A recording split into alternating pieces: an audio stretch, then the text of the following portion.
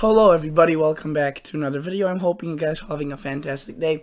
So today's upload is going to be a bit of a different upload. It's not about the daily weather forecast or the upcoming long range.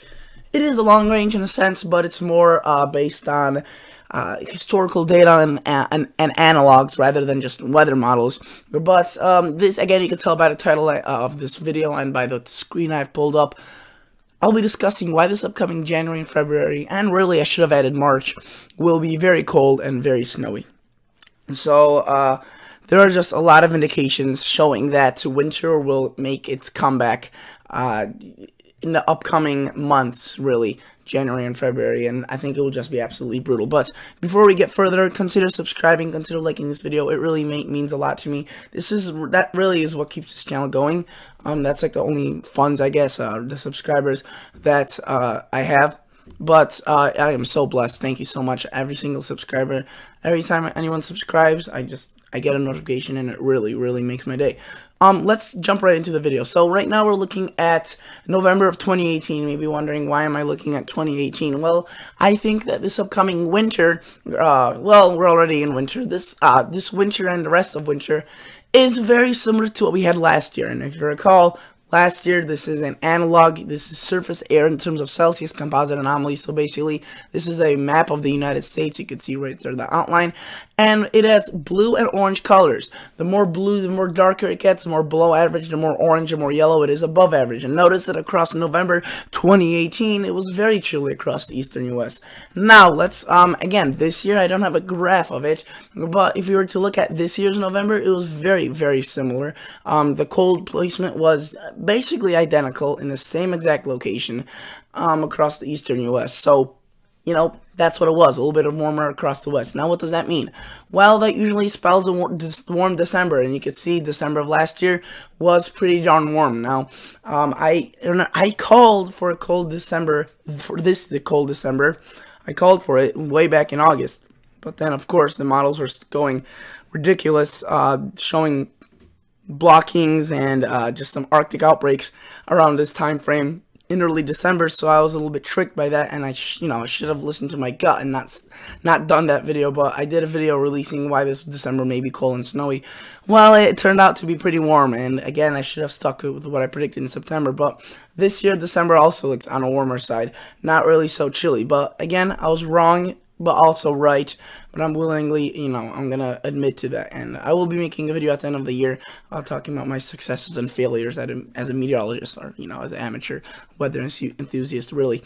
But, again, what did the rest of 2018 call for? Which, not 2018, the 2018-2019 winter season, which you can see right there. January 2019. Cold air moved back in. Was it as cold as in November? No, but again, this is January, very cold, so any below average temperatures are just going to be really felt. And, I mean, again, when you have an average of 25 and you get 5 below, you're looking at average of 20, and that is just enough to make it really just miserable.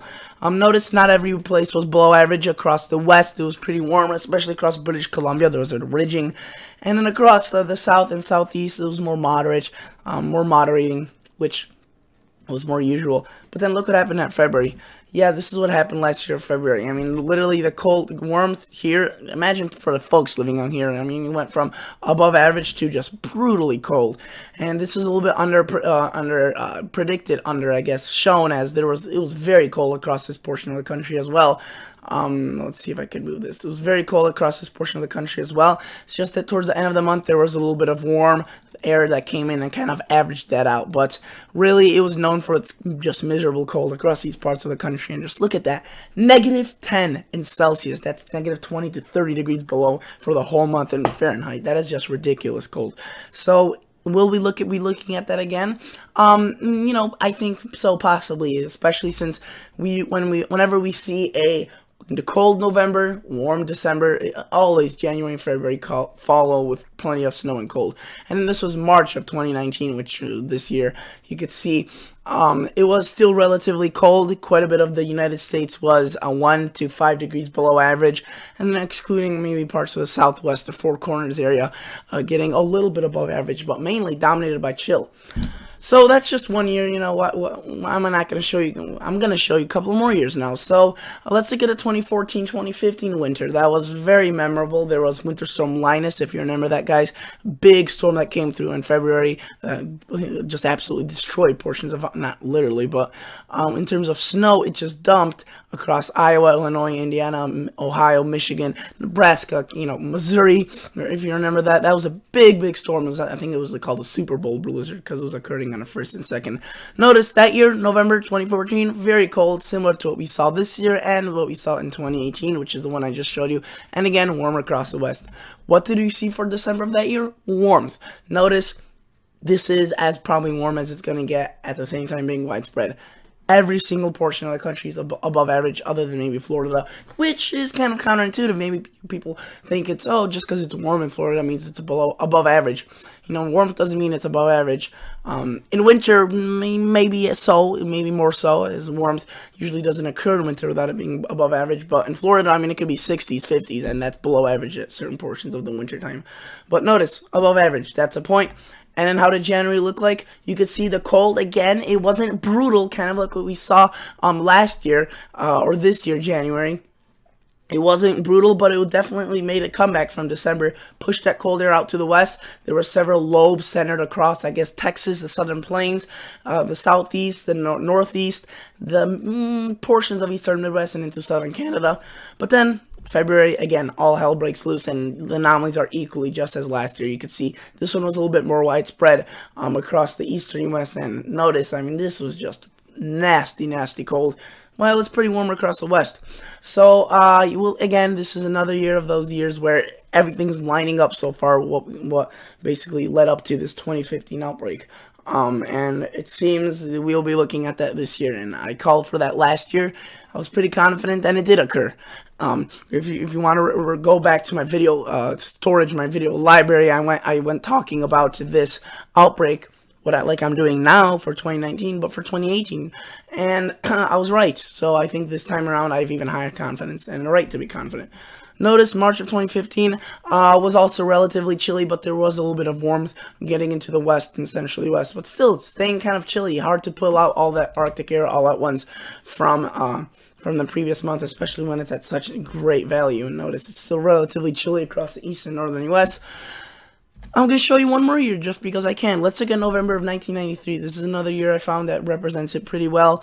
Notice, and again, you may be wondering why are there so many years that are empty without this? Well, because again, not every year has a warm or cold November, warm December. But for the years that do, every single time I looked at the graph, it basically turned out like this. And notice, November 1993, cold, not insanely cold like we saw in a couple past Novembers I showed you, but relatively chilly across a good portion of the country, more even across the west than the east, which is a little bit different.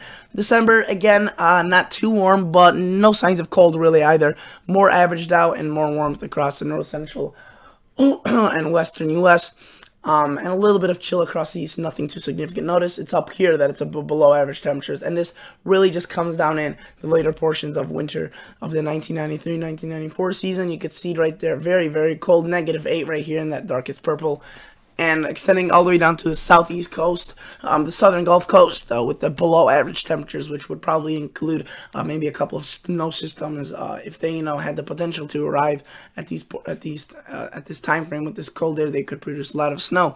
I think at February of 1994, yes, I do notice it's a little bit across British Columbia now, but still relatively chilly, especially across the northern U.S. This is more an event centered across the northern U.S. rather than an east to west. This is more a north to south. I would like to quickly show you tropical tidbits as well. So there is a potential for a snowstorm actually across the northern plains right after Christmas. So if you live in Minnesota, Minneapolis, Wisconsin, Iowa, Nebraska, Kansas, South Dakota, you could be looking at a white New Year's Eve or New Year's Day. That's still good enough. You can see right there we have a pretty powerful system. Again, this will definitely still change. The track will change. The placement will change. By how much, that's again, we don't know. But it looks as if this storm will occur as if we look back through the models. Notice they've been showing it pretty consistently. You can see this is the 12Z Sunday. This is the yesterday's model run at 18Z. They've been showing this for a while, trust me. and you can see right there that they're showing it now stronger than ever. At the beginning, when I first saw this, I was ignoring it. I was thinking, you know, maybe this will weaken. I don't want to cause an alarm, but I think I may have to make a separate video about it tomorrow, especially look at that Iowa, Minnesota, Wisconsin could really get a dose of snow out of this, and could be a travel nightmare for New Year's Eve, New Year's Day. Prior to it, at least. And then notice a lot of rain across the southern locations, Illinois, Indiana, and Ohio. Then we see another system possibly, which this one's just very far out, but you can see gets more active. We could be looking at one into the East Coast, which we'll see. You know, and it seems like the more cold air will be coming in towards the longer range. Again, this is only a couple of models showing this colder air because only the GFS ensembles go out this far, but we'll have to see, as sometimes the GFS latches onto something, and it may actually be correct. Not always, though, so we still have time to figure that out, but the next concern is that big snowstorm. So thank you guys so much for watching. Consider liking the video, consider subscribing to the channel, and I'll catch you all guys in the next episode. See ya. Bye.